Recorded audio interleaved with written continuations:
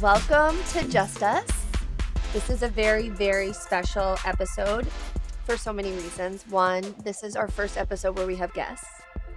So our first guests, they also happen to be very wonderful friends of mine. So I feel incredibly privileged to have both Judith and Vera here. And of course, what did I call you the other day? What'd you call me? Your co-conspirator? Your rider? Your hitter? No, I think I said that you were my side piece. And You did! And I was like, this is why you keep getting hit on by women, because you're calling me your side piece, Margo. I didn't know what that meant. I meant like friend. Sidekick. Sidekick. Thank you. Sidekick. Okay, so today we're talking about something that is very sad and happy and important, and it's something that we have shared on the podcast before, that both Tashira and I have been touched by breast cancer, and unfortunately both Judith and Vera have as well. I am not going to share their stories. They're going to share their own stories, but that's the topic for today. But before we get to the meat of our episode, let's just do a little sharing. So Judith, how are you feeling today? Such a good question. Well, I am having my ovaries out tomorrow, Margo. Oh, wow. Yeah. Part of the beauty of a second breast cancer and BRCA mutation. So I am feeling pretty apprehensive, pretty anxious, and pretty sad. Trying to feel optimistic to sort of be on the other side, but not quite there yet. Okay, well, thank you for sharing today with us. Vera, how are you feeling? Overall, grateful to be here and see you beautiful people. Like, this is such a wonderful opportunity to share my story, but I'm human and I feel heavy. I'm in a breakup with a friend and it's painful. And I can't wait to listen to that episode about friendship breakup because I think I'll really get a lot out of that. But yeah, it's painful to break up with a friend. It's almost like breaking up with a lover. We talked about that.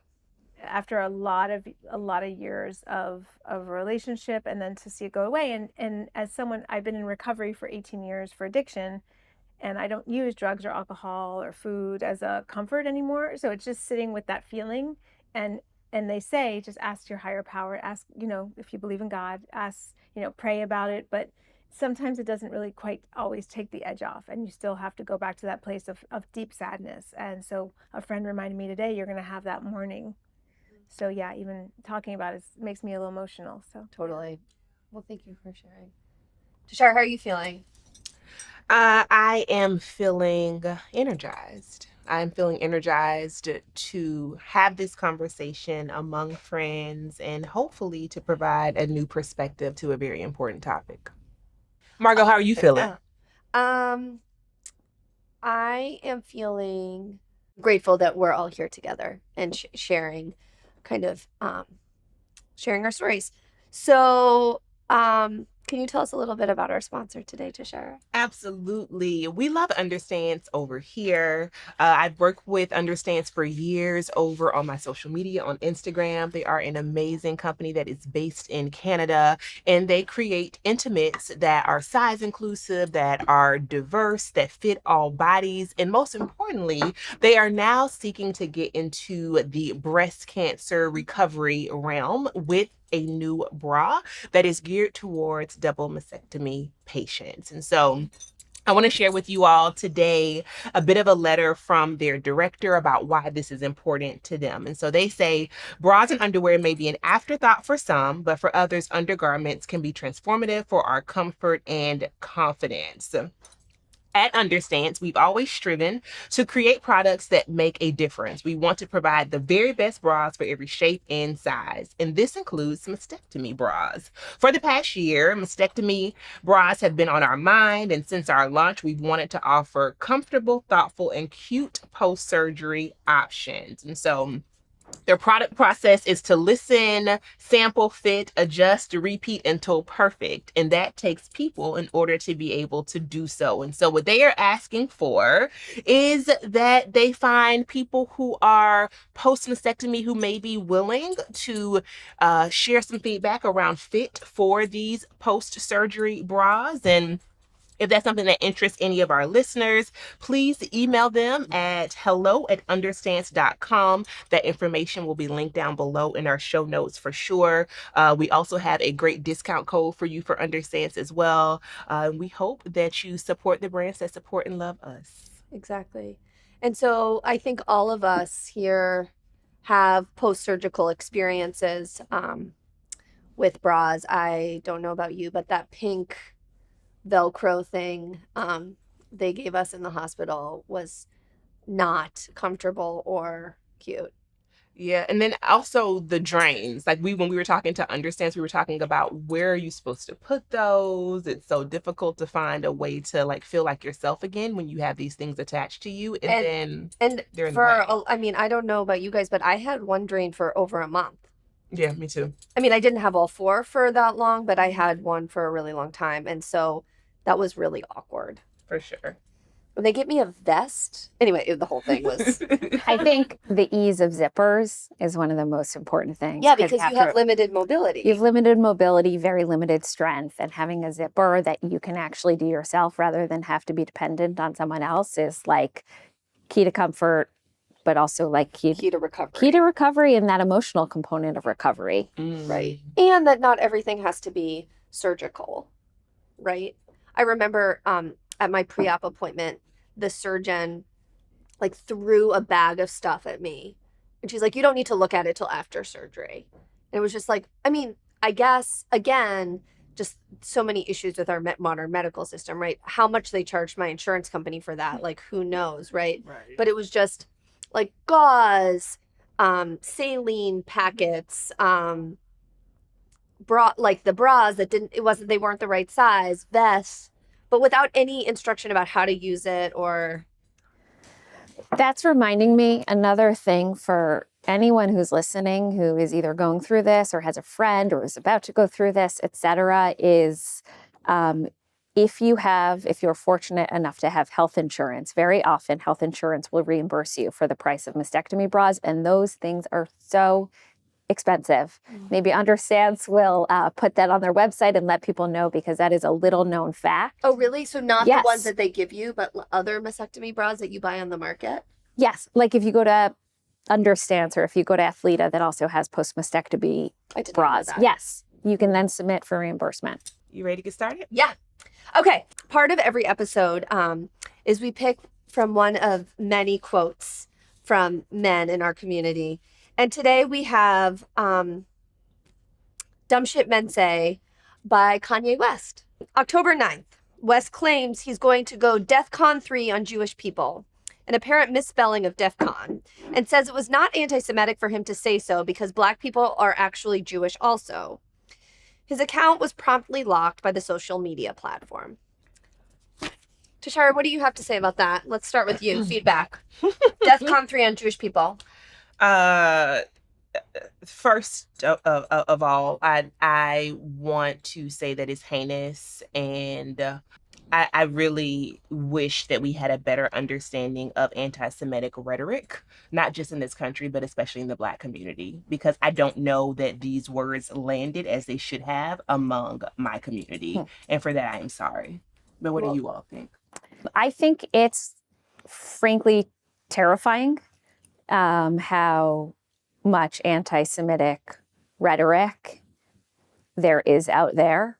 There's been a lot of uproar about Kanye, and it would be sort of easy to sort of laugh it off as like, oh, Kanye is pretty crazy. But there are a lot of people out there, and there are people with political power saying really similar things. And I think he's a moron, but I think anti-Semitism is scary and it's dangerous, and he does have people who listen to him. He has millions and millions of people who listen to him. And I think actually his mental illness, because he has shared that he is struggling or has struggled with significant mental illness, actually makes it more dangerous, because I think a lot of people minimize what he's saying because he's mentally ill. But someone being mentally ill doesn't give them a right to spew hate. And incite violence. And he is a creator that people look up to for his creativity, both from, music and art and fashion. And I think people's instinct is either to laugh or to maybe amplify. And can we just go a bit deeper for a second? Because I think it's important for people to understand why he is continuing to spew this hate directed towards Jewish people. What's the context here? Does anyone know? I don't know. So something tells me that it's part of all of these conspiracy theories around how Jewish people allegedly control Hollywood, show up in Yes, I Hollywood, think you're right.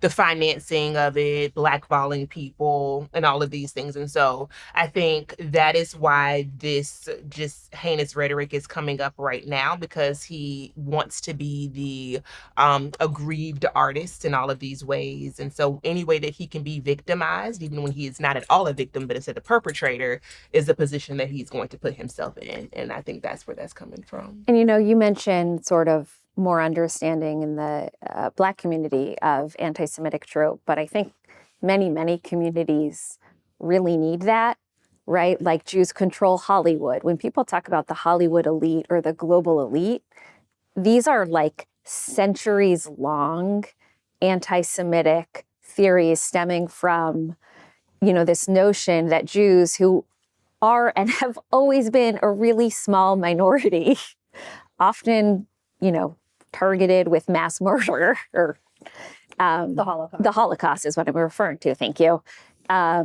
Control the world and have this outsized control, and it's not fair. And so we've got to get rid of Jews. And so it's not just for one community. I mean, these notions are everywhere. Yeah, absolutely. And I want to say also, just to jump into the second part of this, that Black people are actually Jews also comes from a line of thinking that Black people are one of the lost tribes of Judah, and this idea that we need to reclaim our homeland in Israel. There are many people who follow a tradition called Hebrew Israelites. And so it goes back into this kind of secret knowledge that people like Kanye West believe they only have. And look, I'm not going to get into anything about people's spirituality and how they believe and where they believe they are descended from. My ass is Black and I'm from Africa, and I'm okay with that, right?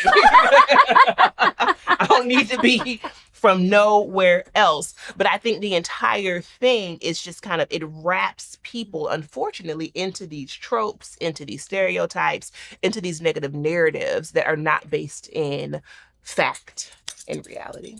Yeah, I mean, there's Ethiopian Jews, so maybe he's alluding to that small percentage of people who actually did go to Ethiopia and created, a pretty vibrant community. Yeah. But that doesn't represent the majority of Africa. It's like a small percentage. Exactly. Yeah. Or ancestrally, where Black Right. people are from. Yeah. Right. All of Black people. Yeah. I think also, I mean, we chose one quote of many, but he has been making a lot of quotes about Hollywood and managers and lawyers and Jewish lawyer. right. Jewish lawyer. Jewish lawyer. Right. Well, right. So stereotypes like happen for lots of different reasons, and there are lots of Jewish lawyers. Lots of Jews are lawyers. Do Jews have an outsized impact on the entertainment industry?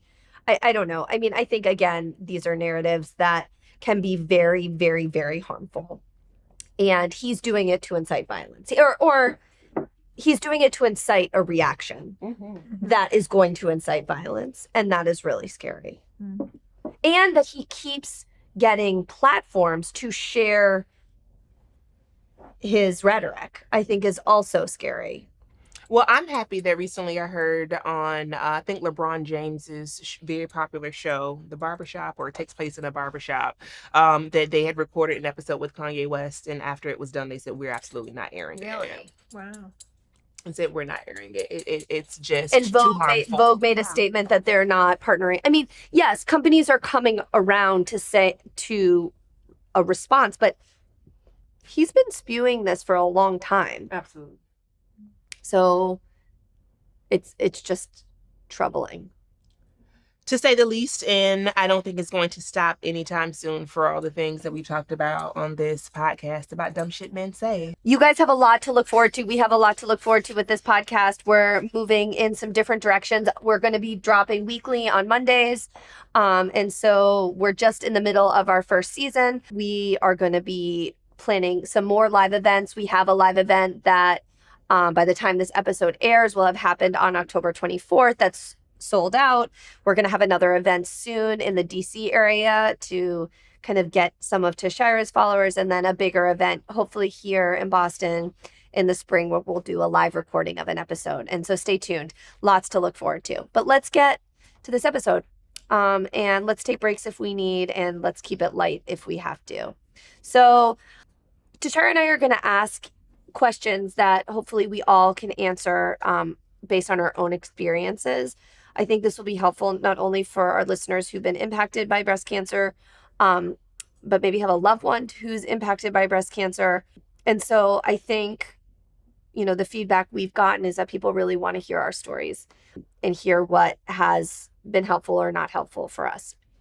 So to the extent people feel comfortable, Vera, can you share what your diagnosis was or currently is? Sure. Yes, of course. Would you say keep it light? No. It just only. I mean, this is inherently hard. So if we need to keep it light. Sure. So in 2019, I was diagnosed with bilateral breast cancer, and I was 39. And it was very shocking to me because I was really super healthy. And as I said before, no flour, sugar for 18 years, meditated daily, just was like the pinnacle of health. Avoided chemicals. Yoga teacher. So it turned out they were very skeptical. They're like, bilateral, you're 39. That's very strange. Okay, you should probably get genetic testing.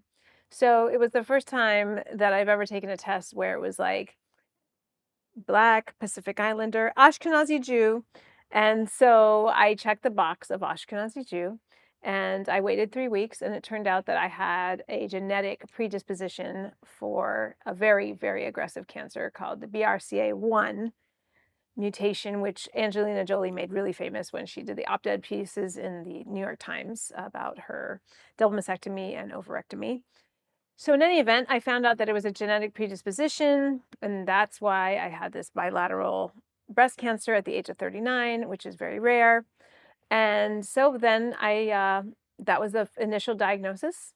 And I did the double mastectomy. I did a whole lot of chemo. I did reconstruction. I did a deep reconstruction, which is where they take the fat from your stomach and actually put it where your boob to make basically real boobs out of your own tissue, which is fantastic and amazing. So that was what happened. And then when I thought I was in the clear after all my surgeries and everything, it turned out that at some point, we don't know really when, but the breast cancer had spread to my brain and lodged itself in my cerebellum. And it restricted my ability to function on the left side. And I ended up passing out and almost dying last year around February. So it turned out that I had metastasized. And thank you, God, they, or whatever you believe in, thank you, whatever. They opened up my head. This brilliant, brilliant doctor that I owe my life to opened up my head, took out the tumor. It was like a 7-hour surgery sitting up. I was not awake for it, just so you know. And they opened it up and they sewed it back together. And unfortunately, it didn't heal properly. So then they had to put a shunt. What's a shunt? A shunt is a tube where it drains your CSF, which is your cerebral spinal fluid. It just wasn't healing. So I was in the hospital for about a month. I also got MRSA in my head. So after that, it was a lot of healing and orienting how to live my life again and balance on my left side. So I had lost control on my left side. There was no strength. So a lot of my journey has been about healing and becoming balanced. And I'm a yoga teacher, as I mentioned, and it's been such a humbling journey to do that. And now I help other women. I'm a breast cancer support coach. I help other women go through the journey. I've literally had everything. I've had the ovarectomy. I've had the double mastectomy, the immunotherapy, the brain surgery, stage 4. I mean, I literally have had everything. So I can relate to all my clients. And I'm just so blessed to have done it in a way that was, sane, grounded, and with a lot of gratitude. I know this is probably something you don't really hear when you hear about breast cancer, but I do have a lot of gratitude, and I'll share more about that later. Thank you, Vera. Tashira, can you share what your diagnosis was and where are you now? So I was, I think, about 36. The year prior, actually, when I was 35, I'd had a partial hysterectomy, and my mom came to visit me, and she had felt a lump in her breast, and she told me that she was going to go and follow up. Turns out that she did have breast cancer, and it was HER2 positive. And while she was treating cancer a year after my hysterectomy, I felt a lump in my right breast. And immediately I knew. I just knew that it was cancer. And I'm someone who's pretty optimistic, so I don't think I was being fatalistic or pessimistic. I just had an intense intuition in that moment that it was cancer. Sure enough, go to the doctor, we do all of the testing, and it turns out that I did have early stage breast cancer. My diagnosis and treatment I thought was just going to include a lumpectomy and radiation, but I took something called a mammoprint test, and because my cancer was estrogen positive, and I am a third generation survivor now, my maternal grandmother also had estrogen driven cancer twice. What was recommended was that I go through chemotherapy as well, which I did. And my diagnosis since then has just been ongoing treatment through a drug called tamoxifen to reduce or eliminate the estrogen in my body, which means a lot of hot flashes and just cuckoo behavior, mood swings. Girl, you have not wanted to be around me, especially in those early stages, because nothing was regulated, right? The hot flashes, and it was very difficult. Now feeling much better as far as being in control, it feels like, of my body, which I know we'll talk about very soon. But that's what my journey has been like. Thank you. And Judith, can you share? Sure. Well, I was diagnosed with my first breast cancer in September of 2015. I had a 13-month-old, and I was breastfeeding her. So I was like very in touch with my breasts. And I was, if any of you have ever had the privilege of breastfeeding, sometimes you'll like kind of massage your breasts to get the milk flowing. And I was massaging my breasts, and I was like, what's that? And my mom had died of breast cancer when I was 6, and her mom had had breast cancer. And so I scheduled a mammogram for like several weeks out. And I actually went into the mammogram feeling very confident because I had seen my primary care physician the prior week, and she had said, oh, that's just a cyst. And, the mammogram didn't look good. And they did an ultrasound on site, and then they were able to do a fine needle aspiration. And I came out of my mammogram experience with a positive breast cancer diagnosis, and I was very lucky compared to Vera's cancer. I had baby cancer. So it was stage 1A, aggressive, stage 1A, so very early stage, but grade 3, quite aggressive. And I had a bilateral mastectomy. I had chemo, and then I too was on tamoxifen.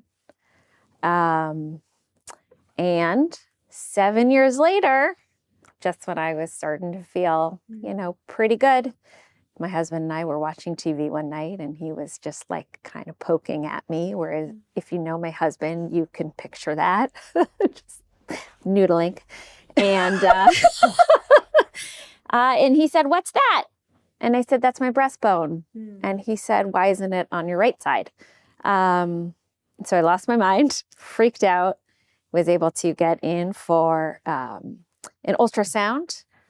It was on the weekend that he found it, and got in for an ultrasound on the first working day of the subsequent week. And the radiologist said, "Oh, that's fat necrosis." And I said, which is benign. And I said, "Great. Can we do a biopsy just in case?" And she said, "Sure." And after that, I went upstairs and I met with my oncologist, who said, "Oh, that's too small to be cancer. That's not cancer." And so I went to my biopsy a few days later, again, feeling confident. And then a few days later, on June 27th, I got a phone call that I had cancer again. Again, an estrogen receptor positive cancer. And so I had a lumpectomy after having a bilateral mastectomy. Don't ask me how. And I had 25 sessions of proton radiation. And now I'm on an aromatase inhibitor. And tomorrow I get my ovaries out because got to shut down my estrogen. And what about you? I'm just sitting. I just remember both Judith and Tashira's cancer so vividly. It's really intense. Am objectively the luckiest of this group. I found out that I had the BRCA2. So let me back up. I'm also a third generation breast cancer survivor. My paternal grandmother died of breast cancer in her 40s. And my dad has stage 4 prostate cancer. And in the course of his treatment, his oncologist tested him for a genetic mutation because he thought that there might be a genetic connection between my grandma Margot's breast cancer and my dad's cancer. And we found out that my dad was BRCA2 positive. And as soon I'm sitting to share with something you said about just the intuition, and as soon as I found out about I like always log on to my dad's I help him with his medical stuff, and I was logging on to his patient gateway, which is the interface for the hospitals in Boston, and I saw the report, and I just knew that I was BRCA2 positive as well. And so I immediately, the other thing that was kind of ironic, I think, about my diagnosis was we found out that my dad was BRCA2 positive like 2 weeks after I turned 40. We had just gotten back from our trip. And so I had a mammogram scheduled anyway, which I had been asking for years and had been denied because my old primary care physician told me that breast cancer doesn't pass on the father's side, which is objectively incorrect information. Ladies, push for your diagnostic exams. So I had my mammogram scheduled kind of synchronous, like in tandem with my now genetic testing. And so I did it together. My genetic testing came back positive for BRCA2 mutation. I had my mammogram in late May 2021. It was unreadable because I had very dense breast tissue. I went in for a full breast MRI. That, I think, similar, Judith, to what you said, was fairly confident about. But in the meantime, I had already started scheduling meetings with a breast surgeon because I knew I was going to have preventative surgery. But my MRI came back very suspicious. I had 5 different hot spots all over my breasts. Then ended up having a breast ultrasound that was unreadable, and then 4 breast biopsies, MRI guided biopsies, which were very, very scary. Luckily, they ended up being benign, but by that point I was I already had scheduled my double mastectomy. And so grateful that I didn't have breast cancer, but convinced that if I didn't do the surgery, I would. And my intuition was right. I had my surgery in September. During my surgery, the surgeon found some suspicious things. That's how she described it to my husband, and ended up being a full double mastectomy because my nipples looked very, very suspicious. And as everything went to pathology, I came back with what's called stage 0. So suspicious cells that likely would have turned into breast cancer. And then a month later, I had my fallopian tubes out. And then a couple months later, I had my reconstruction. And so I don't have cancer as far as I know. But I think one of the things that I think brings me to the next question, and something that is very much on my mind these days, is once you've had cancer, you know you have a high risk for cancer, there's always this concern. And so we're all talking, we're all in our very early 40s, 40, 41, 42. And for those who are not in surgical menopause, I'm in like deep perimenopause. And it's very, very concerning because anything that happens, you think you have cancer. Absolutely. And so how do you all, and let's just go through kind of live with or detach yourself from your diagnosis, or have you detached or attach yourself to your diagnosis? Vera, do you want to? That's a great question. So first of all, I don't like to say my diagnosis because then I own it. So I just say the diagnosis because then I don't own it. I don't even say my cancer because it's not mine. I never owned it. So I say the cancer. So that's first and foremost. It's just my own from myself. So this is an interesting question because as someone who had stage 4, has a stage 4 survivor, there's always that threat, right? These quote unquote rogue cancer cells, right? Could always be floating around and attacking something, right? So my mission is to every day make myself the healthiest person I could be every day. And that's what I teach my clients as well. So stress reduction, key. Meditation. Every day I do 30 minutes of meditation. I let go of negative people and negative energy. And I put my head on the pillow knowing that I did everything. And then I wake up and I do the same thing again. And that's how I live my life and that's how I feel confident. But I think if I was smoking and drinking and eating fast food and not taking care of myself and stressed out and yelling at people all day, this would be a different conversation. Yeah, I do all those things. No, so talk about that. No, I mean, I think this is I important. chain smoke, I drink, I cuss people out.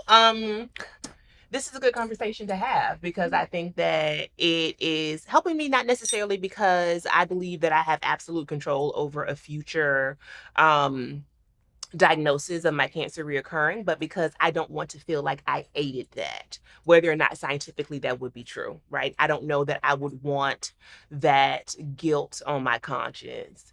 So I think this is an important conversation to have about how we can be more in control in the ways that we can, especially because so much of this conversation is about our bodies not being our own. What do you think, Jude? On the food piece? Well, No. all of it, your diagnosis. Yeah. Like, how have you attached or detached? I mean, food could be part of it, but attached or detached yourself from your diagnosis? Well, attached, sort of like forced attachment. Mm-hmm. And I feel it most acutely when I'm in when I'm obviously within a treatment process or just having been diagnosed, and then sort of the further out from it, the more detached I can become, which for me is really healthy, because when I feel attached, I just feel really sad and scared. And for me, that's just not a good way to be. So it's interesting. When I was diagnosed with my first cancer, I met with a nutritionist at Dana-Farber Cancer Institute. And my God, I had such a strict diet because I had 6 weeks in between the diagnosis and my mastectomy. And I didn't want the cancer to grow. So like no sugar, tons of turmeric, which by the way, you have to have with pepper. Of course. Otherwise it doesn't activate. Just like super, super healthy. And I did try to maintain that for a while after. And I'm a pretty healthy eater. Like I don't eat gluten. I don't eat much dairy. I basically don't eat red meat unless it's like brisket on Rosh Hashanah. That's for you, Kanye. That's a hard. It's a hard one to, yeah. But certainly for me, time helps me detach. And again, detachment is good for me. Also, I'm a lawyer, and I find that going back to work and claiming that part of myself that has nothing to do with cancer is really quite helpful for me. So that's how I sort of moved on from my first cancer, and looking forward to actually being full-time at work when I recover from the oophorectomy. But it's always there, right? But Yeah. It's interesting because I feel kind of, I resonate with what all of you have said. And I also feel a deep gratitude for my diagnosis, not because I'm happy it happened, but because it allowed me to slow down in some parts of my life that I had wanted to slow down and reevaluate for a long time. I think I've I have been kind of in awe of how the body heals or can heal, and deeply how pervasive breast cancer is. And I think, you all are some of my closest friends, and all four of us have been touched by this in different ways, but kind of in similar ways too. And I think that's the part that is really important, right? I mean, no one is living an exceedingly unhealthy life here. Except me. You stare intently at me. You don't. Joy is healthy. Amen. I do not think you live an exceedingly unhealthy life. Okay, thank you. But you did tell me that I need to stop using plastic Tupperware. Well, you were microwaving it. Yeah, you can't microwave Okay, listen. My business on the podcast, and you told me recently that I don't drink enough water. But yes, I hear you. Go ahead. Yeah. So but I think that, Tashira, some of the most important lessons on wellness I've learned from you. And so it's all of it, but it's also, right, there's prevention, and there's screening, and there's pushing for screening, and all of us have had to fight actually for our diagnoses. So I think that's an important part. Okay, next question. Tashira, what messages out there do you think are helpful, and what messages have been harmful? Or do you, maybe not harmful for you, but do you think have harmful impact related to cancer diagnosis and treatment? Yeah. I think more so than messages, I mean, if we can just take a moment to talk about like post-industrial capitalism and how healthcare operates in this country. I think some of what we're talking about is very unique to us as people of privilege. Either financial resources, communal resources, geographic resources, etc., right? Because there are people from my small rural hometown who don't have access to any of the life-saving treatments that we've had access to. And I know for me, I was able to actually have my insurance cover me going to the Cancer Treatment Centers of America, which meant that my insurance paid for me to fly from DC to Atlanta every other week for treatment. With a buddy. With someone else, and covered their flight as well. Wow. And I had all of the same practitioners as my mother because she was still treating cancer as I was. And so, I mean, to be among these just some of the greatest cancer specialists and breast surgeons, oncologists, etc., and to be someplace that had an integrated approach to medication, which I know you talk a lot about, I think is one of the reasons why at least my mindset didn't take a huge beat, or I wasn't as burdened by the diagnosis because I felt like I was in good hands.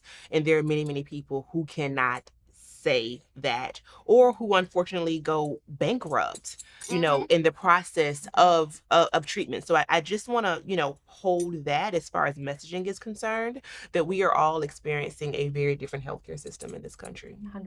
Yep. Yes, that's true. And I also, I mean, in my experience, and we were talking about this last night, like as soon as I got my results, everything started happening really quickly.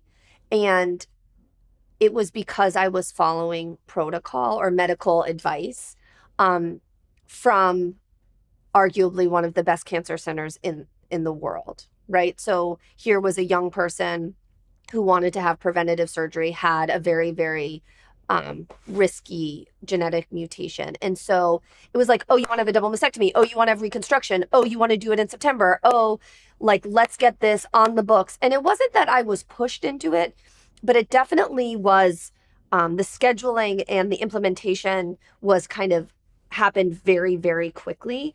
And I have private health insurance. So there was never a question. I actually really struggle with the notion of breast cancer as a journey. I feel like there are a lot of euphemisms that are used around cancer treatment, and one of them is that it's a journey. Another is that, to the warrior term is that it's a battle. And it is like you're fighting your body, which is trying to kill you. But I think I struggle sometimes with the notion, like with just thinking of the women who have died, like my mother. Like the notion that it's a battle means that if you fight hard enough Yes, and if you I was battle it hard enough, you can overcome it. And that's just not true. And so I find some of the sort of nomenclature that people use around cancer treatment to be unhelpful. Yeah, Tashira and I were talking about this too, this kind of this idea of fighting cancer and like just keep fighting. And I also I see the value in it because mindset is important, of course, but also like you can get a horrible, aggressive cancer that is, resistant to any form of medical intervention and pass away. And that's not because you haven't fought, it's because your cancer, you have the type of cancer that is resistant, or your cancer has spread, or, all the other things we know.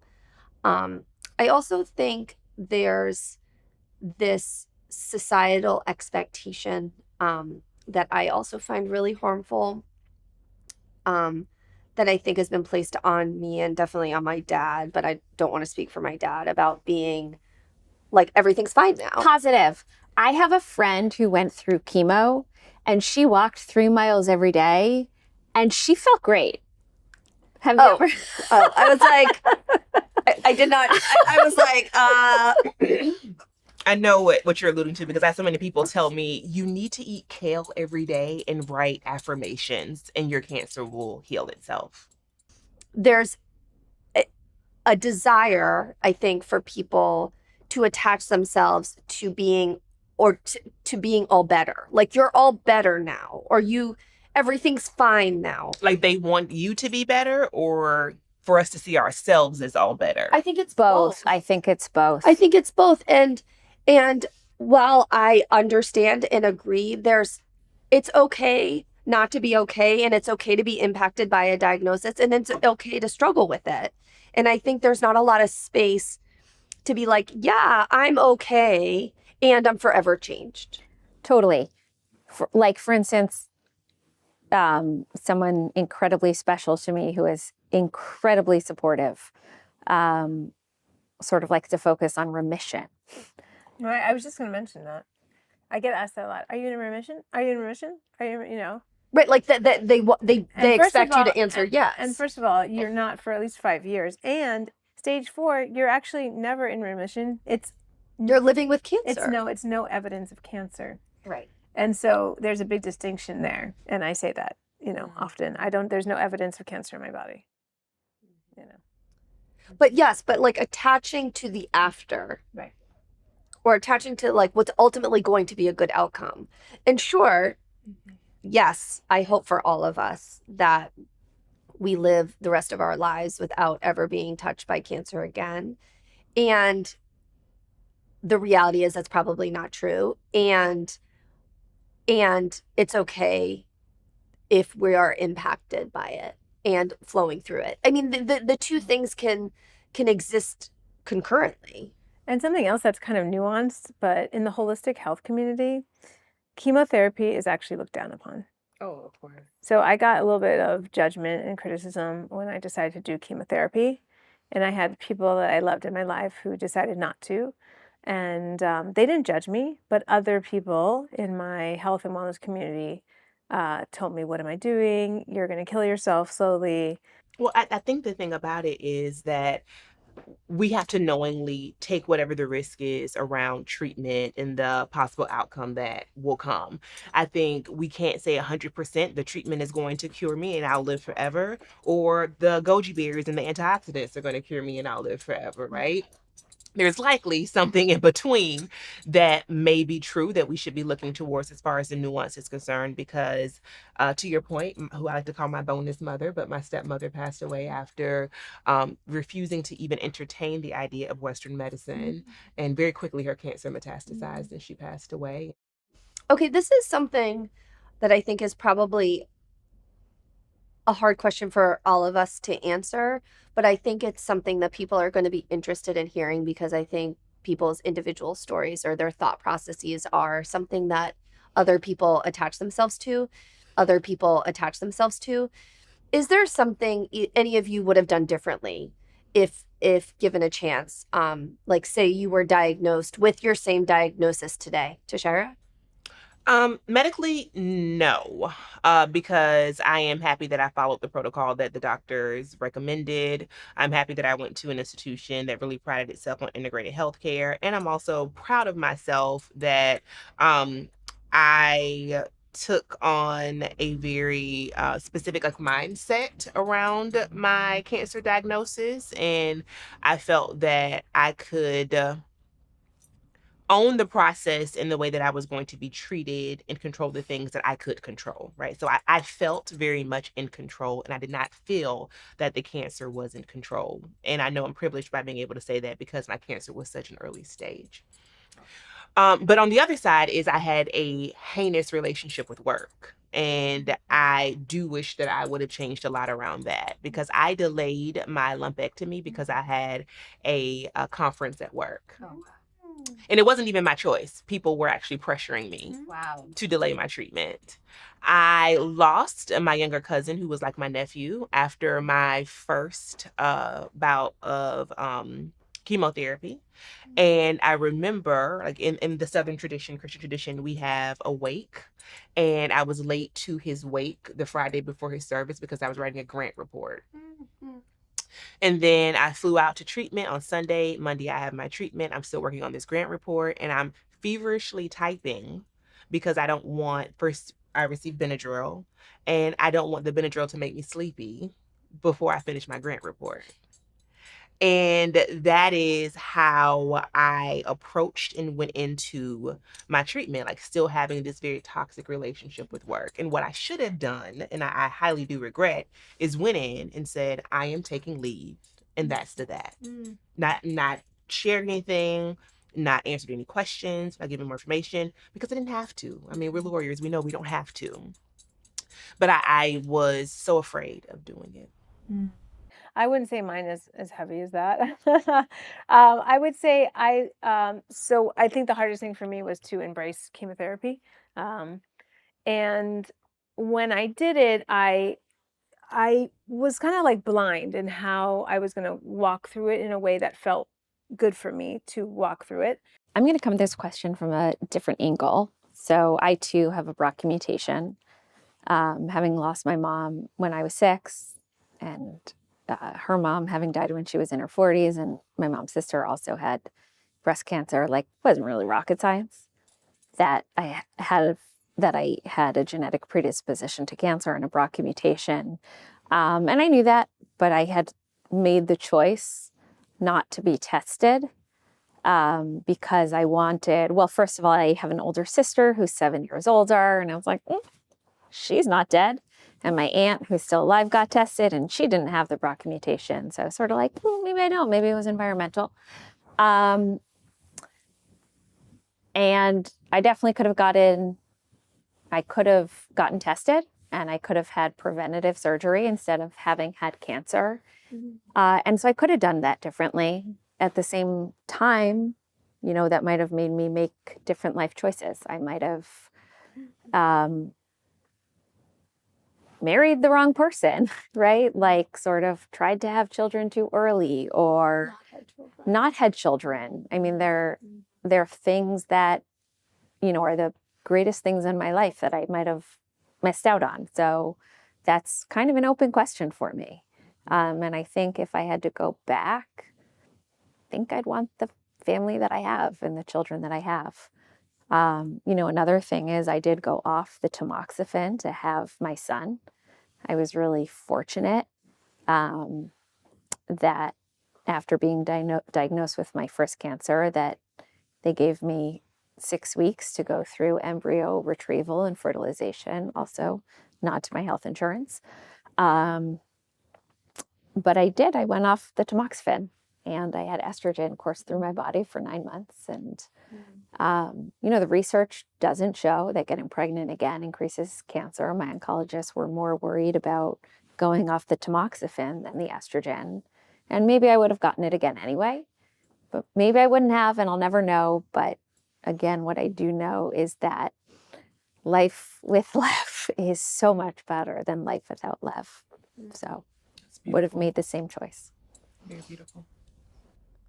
Would I have done anything differently? I think yes and no. I also struggle with the fact that I have 3 children, 3 daughters who quite possibly have this genetic mutation. And also, if I had known earlier, knowing myself, I probably would have had my surgeries earlier, which would have not allowed me to have Mari, my youngest daughter, which I can't imagine my life without her. So that's a very fraught. I don't think there's anything I would have done differently. And if I had genetic testing earlier, even though, so the irony around my genetic testing is that I thought I had done genetic testing. My husband and I did do genetic testing before we had, before I got pregnant with Ella, because we're both Ashkenazi Jews and I am a carrier for Tay-Sachs. Oh, really? Mm-hmm. I found out that I'm a carrier for Tay-Sachs. What's Tay-Sachs? It's a terrible genetic. It's a fatal genetic disease. Prevalent in Ashkenazi Jews. And so when we got tested in 2010, I guess I just assumed that we got all of, I assumed that BRCA was part of it, but it's not. So that's another conversation around genetic testing and like what's involved in genetic testing. So if we had done it, we would have gone, would we have gotten pregnant differently or not gotten pregnant? Those are all questions that sometimes I think about. And obviously, I don't want my family to look any different than it does. And so I'm grateful and very, very scared that my kids have this horrible genetic thing. I think this is less about me and more about people around me. I think I made my decision very quickly to other people that it took some of my loved ones a little bit of time to wrap their head around my decision. And that was hard for me because I didn't always feel supported in the decision that I made. And I think if I had maybe given them a little bit more time, maybe they would have. But then I'm glad that I didn't, because it was clearly the right decision. So all kind of, I think it all balances out. I don't think I would have made any decision differently. I'm now going back and forth. I got my fallopian tubes out last year. I kind of wish I had just gotten the full oophorectomy, because now I'm having kind of other issues with my period that are concerning. And so I might end up getting the oophorectomy this year or next year anyway. And so that feels like, oh gosh, just like another surgery. But I feel very grateful. And kind of the coursing theme is that health insurance has allowed me to do all of this. And so I am deeply grateful for that. Tashira, would you have done anything differently if diagnosed with your same diagnosis today? Well, the first thing is, hearing you talk about your preventative surgeries has been so eye-opening for me, because I didn't even realize that was a possibility. No one talked to me about that. And even to this day, we were talking earlier and you were saying that if I ever choose to go in and prophylactically have a double mastectomy, that I could do it and insurance would cover it. Absolutely. again, today's years old when I realized that, and with such a strong maternal history of breast cancer, I'm not BRCA positive, but I'm sure there's probably some other genetic mutation that just there has not been a test created for that I likely do have. It's something that I would have certainly considered very, very seriously had I been informed of that. And I think in a lot of the stories that we've told today, there's either been misinformation, there's been no information, there's been this downplaying. I know for me, it was definitely about my age. Oh, it's probably nothing. It's nothing. You're fine. And when the doctor called me, she said, oh, I did find a little bit of cancer. What is a little bit of cancer? I said, bitch, I got it or I don't. Because that's all that matters. A little bit of Yeah, I cancer. did find a little bit of cancer. And I think that was like to cover her own ass because just the week prior, she was like, oh, you're fine. You know? And so to say that it was little, I guess, meant to soften the blow. And so there has been this reoccurring theme of, you're okay, you're fine, it's okay, it's just a little, you'll be okay. And that's also likely why that conversation wasn't had. And so I think maybe I would have done more research to better inform myself. And once I'd done that research, pushed for some more options. So that's what I would have done differently. Well, thank you everyone for sharing.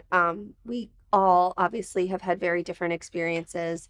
And I think that's the important part, that there's no monolithic response to a diagnosis or to living with the threat of cancer or with cancer, or with having had cancer. But we like to end these episodes on a positive note. Not that the episode wasn't positive. I think it was very informative.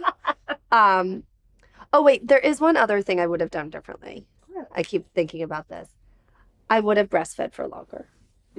By the way, do you guys know that Margo saved her colostrum from when she had Mari, so that I could feed it to Lev when he was born a few months later, because she knew how difficult it was for me to know that I was going to have to mother an infant without breastfeeding. That's beautiful. Yeah. And then continued to give milk, but like the sense of, I don't even have a word for it, of knowing that Lev, like the minute he was born, he was able to drink like, you know, miracle milk was everything. Yeah. I feel deeply lucky to have been able to do that and to have breastfed all of my children for as long as I did. I think I ended up stopping breastfeeding Mari when she was 18 months old, which is a long, like objectively a long time. It's not like the longest I breastfed any of my children. And in retrospect, if I knew that I was going to be that summer, I wish that I had still been able. I stopped breastfeeding her in March of 2021, and then all of this happened starting in May. And so maybe it was easier, but it felt harder because I couldn't do other things for her during that time. So that's another thing. Can I just say something? I mean, hearing this story between the two of you is so absolutely beautiful. And it reminds me, I don't know if this will resonate with you all, that what cancer taught me was how much people want to stand in intercession and how much they want to hold us close, and how much our community, if given the opportunity, and we're so blessed and fortunate to have it, can just hold us down in all the ways. And I think your story is a beautiful reminder of that. Well, it felt like a deep privilege, so that wasn't anything. What is something, Vera, that you're either hopeful for or going to do for yourself today that brings you joy? Today, specifically, I think spending time with my kids. I have a 12-step meeting tonight, which I'm very committed to. But before that, I was thinking we'd play some Monopoly. Nice. Fun. Yeah, my son loves Monopoly. He loves the power that Monopoly gives. There's actually, it's just a game of chance, really, but he loves the power of being able to buy property and establish houses on it. So, yeah. And hotels. Judith? What am I going to do for myself today? I don't know. Pretty nervous about tomorrow. So I think I'm going to give my kids a hug, Give my brother, who's flying in from DC to spend the week with us and to help out, a big hug. Maybe play some Splendor. And what am I hopeful for? For a successful surgery and an easy recovery. Me too. Tashira? Claiming both of those things for you in advance. Thank you. I am something I'm gonna do for myself today is log off of my email and my devices. And I'm still struggling with that very complicated relationship with work that I described to you all earlier. And right now in this season, things have been at a fever pitch, and I need to give myself a little bit of grace. Totally. So I'm looking forward to that. I'm really excited about the party we're having tonight. We're filming this on October 24th, which is the day of our official launch party. So I'm very, very excited to see and bring a bunch of people together from different aspects of our lives. So I'm really grateful and looking forward to that. Absolutely. This has been, I'm sure, what feels like to some maybe a very heavy episode, and I hope it's also been informative. So I like to just encourage everyone to take a deep breath, to remember that you can slow pace yourself into these conversations, that your body is your own and your choices are your own as well. Yeah, thank you for that reminder.